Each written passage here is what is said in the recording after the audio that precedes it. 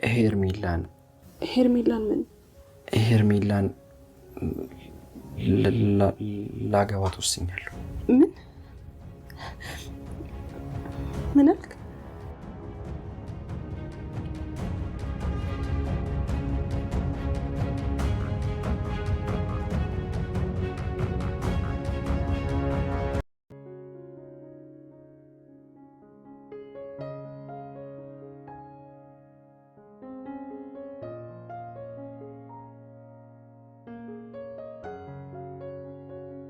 እሺ እኔ እወጣልሻለሁ።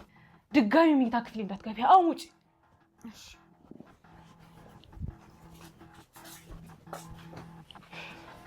እጠላሻለሁ። እሺ ታስጠይኛለሽ።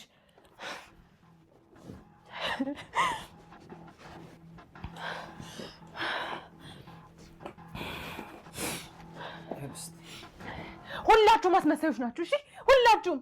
ቆይ አንድ ተወት ውስጥ ያው ክፉ ሰው ምን ይሰራል? እስኪ ንገረኝ። ምን አለ እና ማን እንነጋገራለን እንዴ? እንዴት ምን ሆነሽ ነው? ልቀቂኝ እንጂ።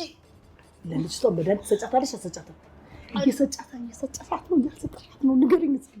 አረ እየሰጣት ነው። እሺ ቆይ ልቀቂኝ፣ እናወራለን። ቆይ ስቃይሽ አያብቃ ፈተናሽ አይለቅ የተባለች መስል ህብስት ዛሬም እንግዲህ በእንጀራ እናቷ እየተሰቃየች ነው። እጅግ የሚያሳዝን እጅግ ልብ የሚሰብር በወላጅ አባቷ ርህራሄና ምረት ያልተደረገላት ህብስት በእንጀራ እናቷ መሰቃየቷ ምን ይገርማል። እጅግ የሚያሳዝነው የህብስት መጨረሻ ከጎኗ ሆኖ እየጠበቃት እየተከላከለላት እስካሁኗ ሰዓት ድረስ ህይወቷን የታደጋት እጅግ በሚያሳዝን ሁኔታ በሄርሜላ ወጥመድ ውስጥ ገብቷል። በአምላክ ሄርሜላ ሳታረግዝ አርግዣለሁ ብላ መጨረሻዋ ምን ይሆን? አሁን ውሳኔው ሄርሜላን ላገባን ነው የሚለው ጥያቄ ነው። ህብስት ሄርሜላን እንደሚያገባት ይህን ጉዳይ ሲነግራት እጅግ ልቧ ተሰብሯል። ሁሉን ነገር አጣው፣ ሁሉን ነገር ተቀማው፣ ሁሉን ነገር ተነጠቅኩ፣ ህይወቴ የውሸት ነው የሚለው ጥያቄ ነው። አብነት ነው አሁን ለህብስት እየተጨነቀላትና እየተቆረቆረላት ያለው። ይፍቱ እንዴት መራመድ ቻለች? መድኃኒቱን በየቀኑ እየሰጠናት እንዴት መራመድ ቻለች? በማለት እጅግ በሚያሳዝን ሁኔታ የቤት አጋዣቸውን አንቃ ልትገላት ነበረ። በአምላክ እና በቤት አጋዣቸው አማካኝነት ነው እንግዲህ የህብስት ህይወት የታደጓት የጠበቋት። መድኃኒቱን የሰጡ እየመሰሉ መድኃኒቱን እየቀየሩ ሲሰጧት ነበረ። አሁን ግን ይፍቱ በጣም አደገኛ እየሆነች ነው። እንዴት ተራመደች? ህይወቷ ባጭር ቀርቶ መቃብሩ ላይ ከስንት ቀን በኋላ እንቀመጣለን፣ መቃብሯን ማየት እፈልጋለሁ እያልኩኝ በየጊዜው ጤናዋ እየተመለሰ እየተራመደች ነው።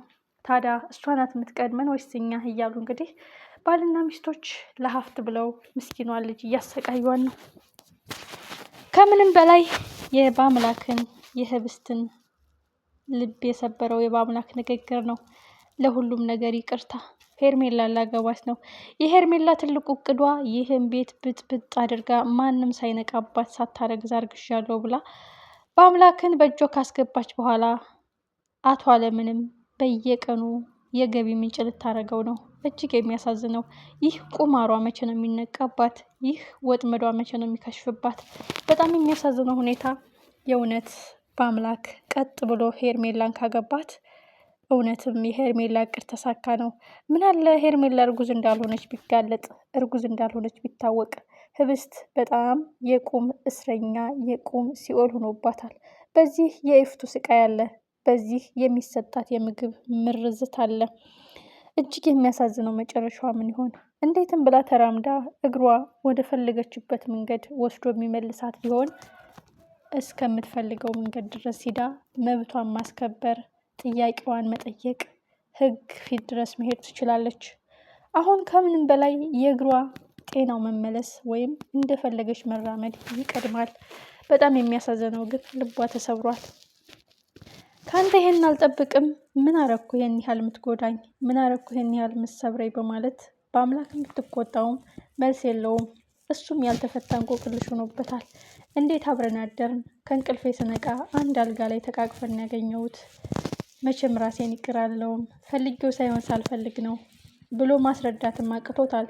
ብቻ ሄርሜላ በውሸት እርግዝና በአምላክ እጇ ልታስገባው ነው። ትልቁ ጉዳይ ግን ውሸት ማን ነው የሚያጋልጥባት? ይህ እውነታ ማን ነው የሚናገርባት? አንዳንድ ጊዜ እርግዝና የማይደበቅ የማይዋጥ የማይሸሸግ ነገር ነው። ቀን ጠብቆ መግፋቱ ቀን ጠብቆ መውጣቱ አይቀርም። እርግዝና ከሌለም እዛው ቀጥ ብሎ መቆሙ አይቀርም። የዛን ቀን ምን ሊውጣት ነው? እጅግ የሚያሳዝነው ነገር በአምላክን በእጇ እንደምታስገባ እርግጠኛ ሆና አቶ አለምን ዛሬ እዚህ ክፍል ብቀመጥ ነገ ትልቁ ክፍል እገባለሁ እያለች በሁሉም ህይወት ላይ ወንዶቹ በእጇ አስገብታ ቁማር መጫወት ነው የምትፈልገው። ይህን ትክክለኛ ቁማሯን ማን ነው የሚያከሽባት? በእርግጠኝነት አብነት ነው የእሷን ወጥመድ የነቃባት። ብቻውን ቁጭ ብሎ ሳለ በቴሌቪዥን አይተናት የማናቀው እጅግ አደገኛ ተዋናይ፣ ማስመሰል፣ ክፋት፣ ተንኮል፣ ደስተኛ፣ ምርጥ ጓደኛ፣ ምርጥ ተዋናይ፣ ምርጥ ተንኮለኛ ሁሉንም ተላብሳ እኛ ጋር እየኖረች እንዴት አልነቃንባትም? ሰው እስከዚህን ያህል ድረስ ማስመሰል ይችላል ወይ? እስከዚህ ጥግ ድረስ መራመድ ይችላል ወይ? እንዴት ነው ያልነቃውባት? እያለ አብነት በጣም በስሜታዊ ሆኖ ሲናደድ አይተነዋል። ይህ ማለት እያንዳንዱን እንቅስቃሴ ተከታትሎ እሱ ሊደርስባት ይችላል እንጂ በአምላክ ኦልሬዲ በእጇ ሊገባ ነው። በጣም ያሳዝናል። አብነት ብቻ ነው ይችን ልጅ ተንኮሏን ሊያጋልጥባት የሚችለው።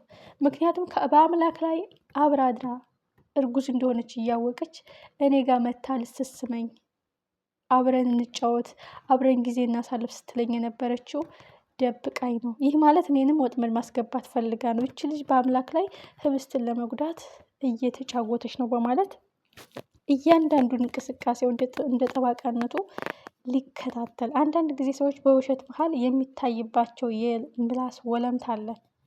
ያንን ተከትሎ እያንዳንዷን እርምጃዋ ተከታትሎ በአምላክን አብሯት አድረው ሳይሆን በውሸት እንዳረገዘች እንዳስመሰለች ሁሉንም የህብስትን ህይወት ለማጨለም የህብስትን ደስታ ለመቀማት ያደረገችው ወጥመድ እንደሆነ ይደርስበታል።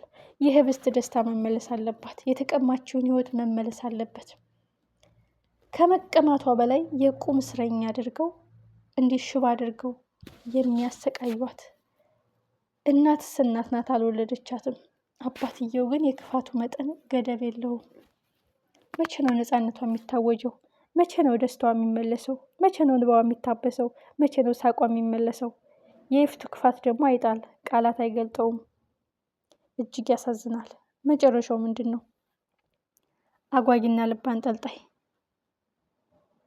ይህ አደገኛ ወጥመዳቸው መክሸፍ አለበት። በተለይ ሄርሜላ እንደፎከረችው በአምላክን በእጇ ሳታስገባ የእሷ የውሸት ሴራ መጋለጥ አለበት።